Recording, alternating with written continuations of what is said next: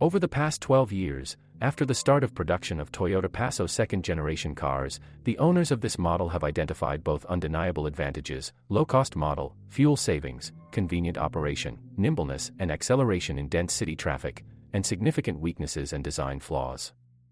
If we divide them into conditional categories, we get the following.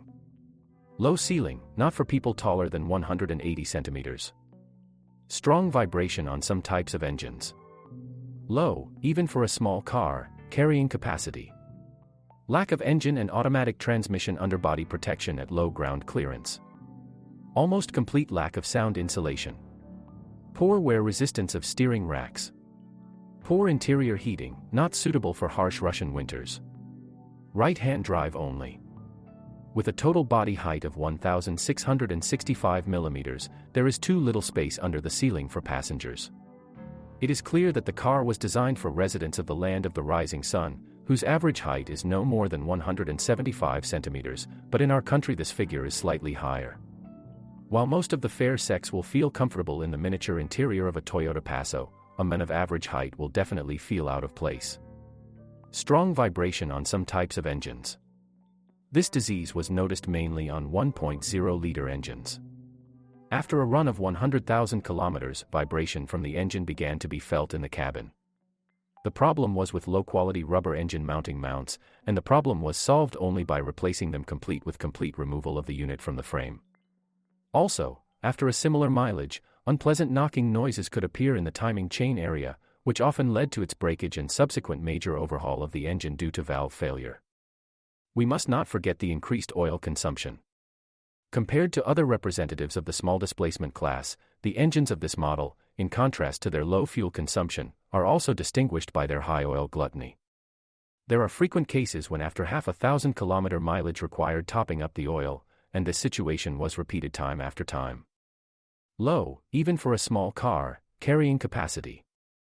In general, liter cars are, in principle, not intended for transporting goods. But here the situation is out of the ordinary, even with the miniature discount. With 4 passengers in the cabin, all the bumps and small depressions begin to vary sharply and sharply remind us of the common saying about 2 domestic disasters, and the overall stiffness of the suspension adds to the unpleasant sensations. Well, if you add a couple more bags from the supermarket to the trunk, then from the side the Passo will resemble a Priora, lowered in the Caucasian way. Low ground clearance automatically brings us to the next serious drawback. Lack of engine and automatic transmission underbody protection at low ground clearance. Yes, how can one not remember that the car was intended for Japanese smooth tracks, and not for domestic, ironing boards? The lack of normal underbody protection greatly increases the risk of damage to the gearbox and engine crankcases.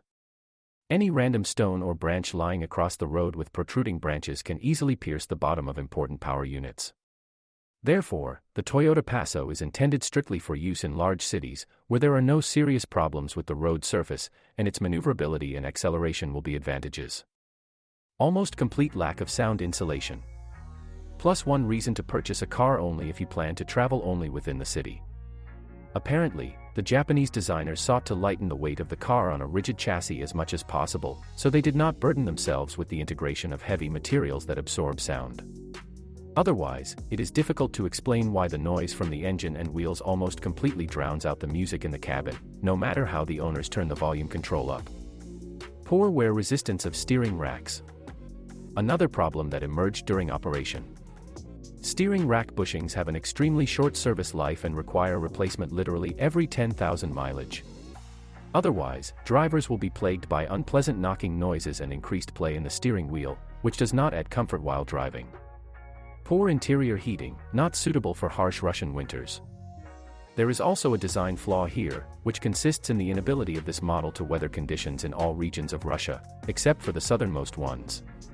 The small engine volume causes poor performance of the heating system, and the poor sound insulation mentioned above allows most of the generated heat to evaporate to the street. The result is a car with a small interior, warming up to 20 degrees in 30 minutes, and the temperature outside does not drop below 15 degrees. And what can happen in the northern regions, where the average night temperature fluctuates around -50 degrees? No comment. Right-hand drive only. For starters, is not the most obvious drawback, but often it is the opportunity to buy a car with a familiar steering wheel position that pushes car enthusiasts in favor of one model or another.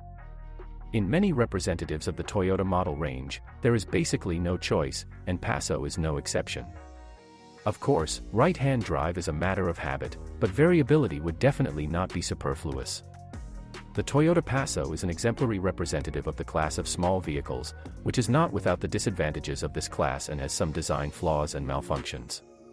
If you plan to buy a Toyota Passo, all the weaknesses of this car must be taken into account.